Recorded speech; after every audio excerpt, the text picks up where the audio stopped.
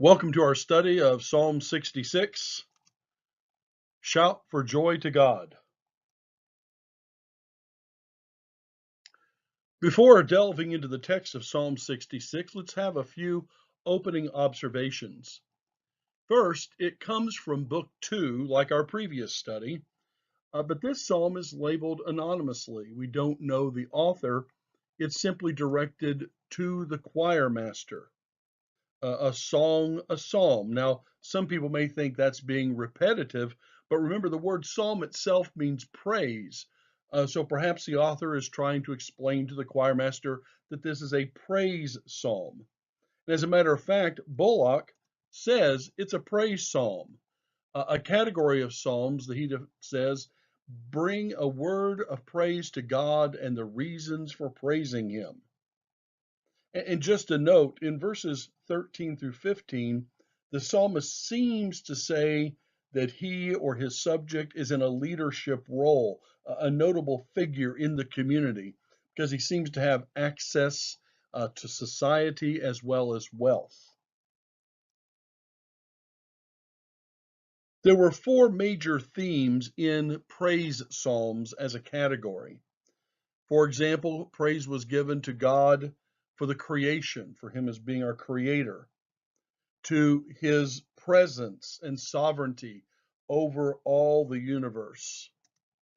Not to mention for Israel's history, for his involvement in forming the nation, as well as his incredible deeds performed in front of them.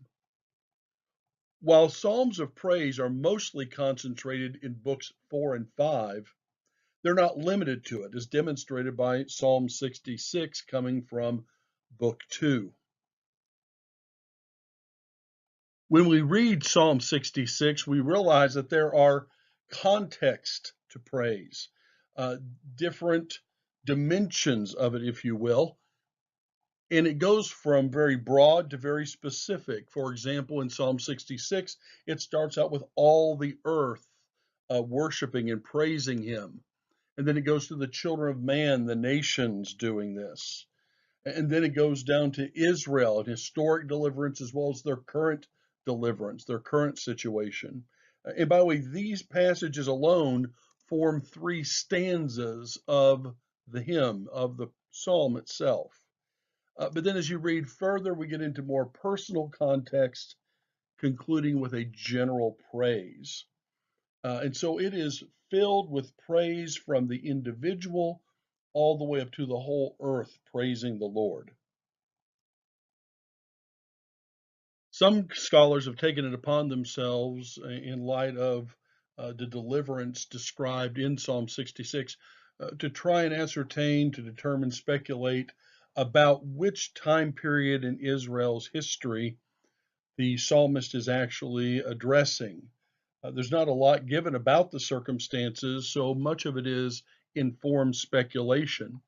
But one of the theories is that this has to do with the invasion and siege of Jerusalem during the reign of Hezekiah by the Assyrian king Sennacherib around 701 BC. If the psalmist is speaking of this time period, then the words would take on more significance since we would know the leader and the attack under which he is reigning. Uh, the time period may involve the temple in verse 13. And if the temple is mentioned, then obviously it has to be before the exile or long after the exile, in which this case it would be before the exile. Many times people who believe it is about this invasion in 701 BC by Sennacherib, which is, by the way, also recorded on his cylinder. He has his own record of the attack of Jerusalem. But King Hezekiah offered up this prayer. So now, O Lord our God, save us from his hand, that all the kingdoms of the earth may know that you alone are the Lord, in Isaiah 37:20, which does seem to echo some of the sentiments in Psalm 66. So there's a number of scholars who try to say perhaps The historical setting of Psalm 66 is this invasion by Sennacherib in 701 BC, wherein Jerusalem was besieged and Hezekiah actually emerged victorious. He never took Jerusalem because of God's intervention in destroying Sennacherib's army.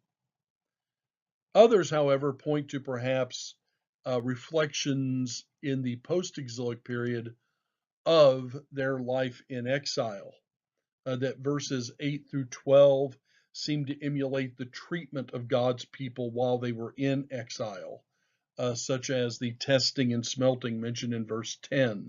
It's also mentioned in other writings dealing with the exile and post-exilic period, reflecting back on it.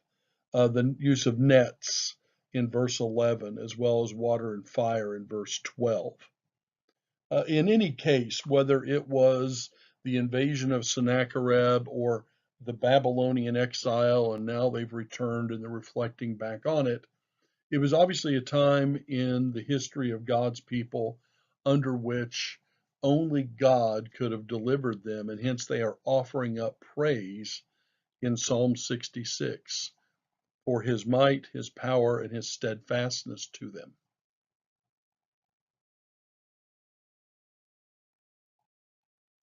You may want to get your Bible out and turn to Psalm 66 as we start looking at the opening verses. Shout for joy to God, all the earth. Sing the glory of his name. Give to him glorious praise. Say to God, how awesome are your deeds. So great is your power that your enemies come cringing to you.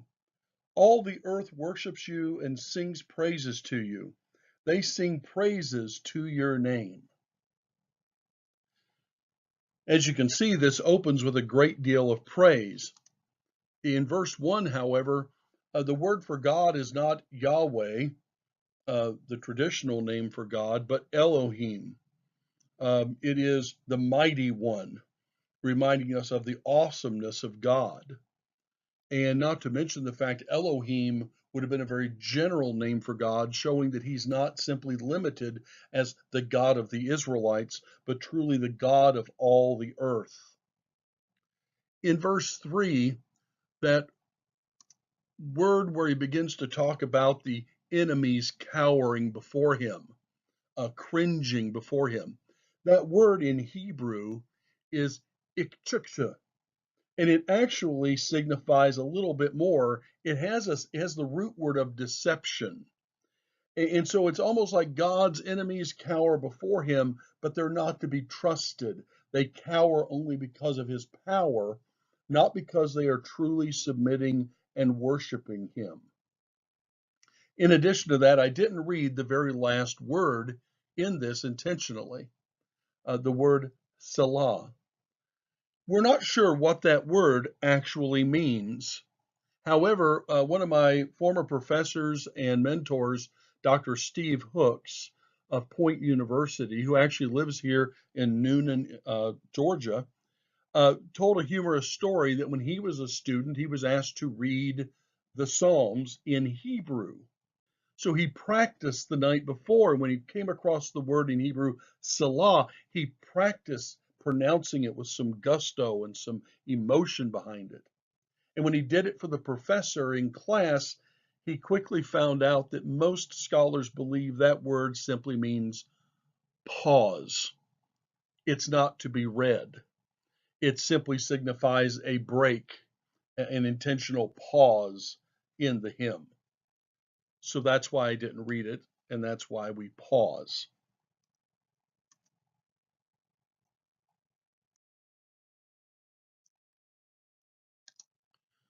Starting in verse 5, come and see what God has done. He is awesome in his deeds toward the children of man. He turned the sea into dry land. They passed through the river on foot. There did they rejoice in him, who rules by his might forever, whose eyes keep watch over the nations. Let not the rebellious exalt themselves. The psalmist begins to recount God's deliverance of Israel. remembering what he has done for them. And by the way, in verse 6, it begins to bring up the Exodus, the image of crossing over the Red Sea, as also the river Jordan is brought up.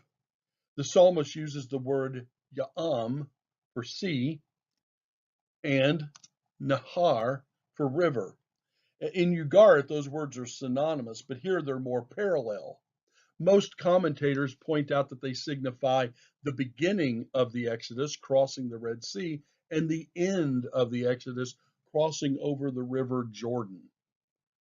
And so in this, we see that God has guided and directed Israel, and they are praising him for their deliverance from Egypt and for his power over the nations. We continue reading in verse 8. Bless our God, O peoples. Let the sound of his praise be heard. Who has kept our soul among the living and has not let our feet slip. For you, O God, have tested us. You have tried us like silver is tried. You brought us into the net. You laid a crushing burden on our backs. You led men ride over our heads. We went through fire and through water, yet you have brought us out to a place of abundance. Now, many of these images could be of their time in Egypt, their time during the exile, or perhaps even just following it during the conquest. By the way, in verse 9, he brings up something that sounds like quicksand, losing their feet in the sand. But notice this makes it possible for God to hold on to them, prevent them from slipping. They've fallen into the quicksand, but God prevents them from falling all the way away from him. And in verse 12, it talks about the fact about their heads being mistreated. The simple fact is the head was the seat of illness in the ancient world. And even today, when you think about it, a common indicator of an illness would be fever, where you put your hand to somebody's head to see if it's warm, or headache. And hence the head itself still today is kind of signified as a keynote in determining an illness. Also, this place of abundance as opposed to scarcity in Egypt in verse 12, that you've brought us out of this place where we were slaves, and now we live in a land flowing with milk and honey, abundant.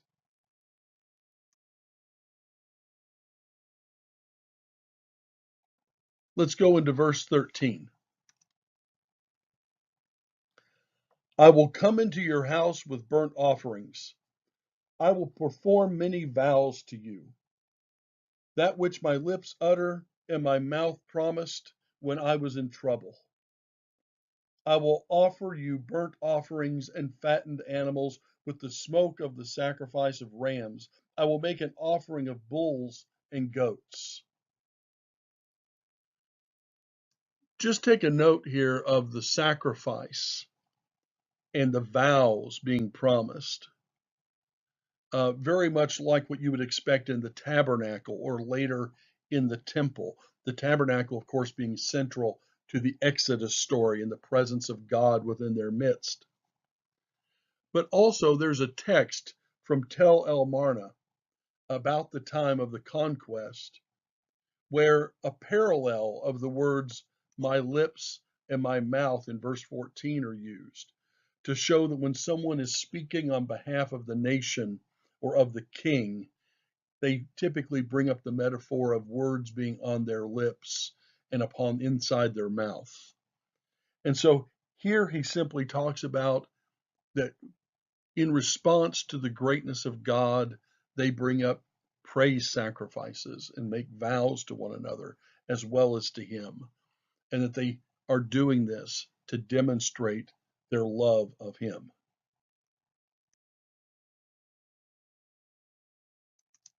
In verse 16, we get a little bit of a personal testimony. Come and hear, all you who fear God, and I will tell you what he has done for my soul. I cried to him with my mouth, and high praise was on my tongue. If I had cherished iniquity in my heart, the Lord would not have listened. But truly, God has listened. He has attended my voice of my prayer.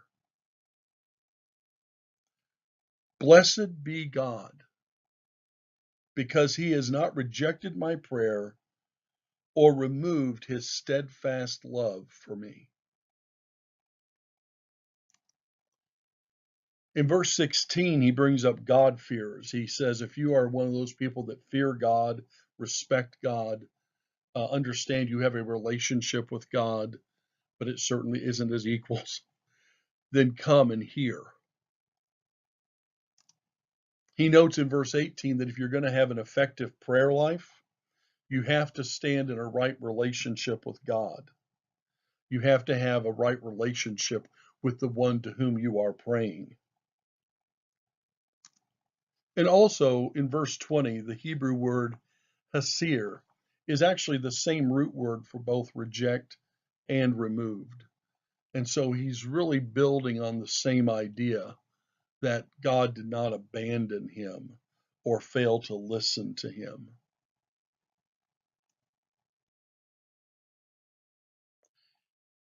If you've been using a journal to record answers, come up with observations of your own, write down your own questions, please go ahead and get it out, because here's a few reflection questions. When was the last time you prayed by just giving affirmation and adoration to God? When have you recounted God's awesome work in your own life, your family, or your church? Recognizing your response to these items, how might you praise God for who he is and what he has done? How might you use this as an exercise for yourself and even others?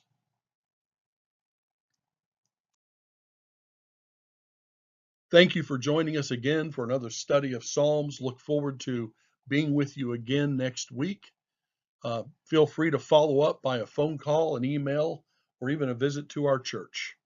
Looking forward to seeing you. Bye.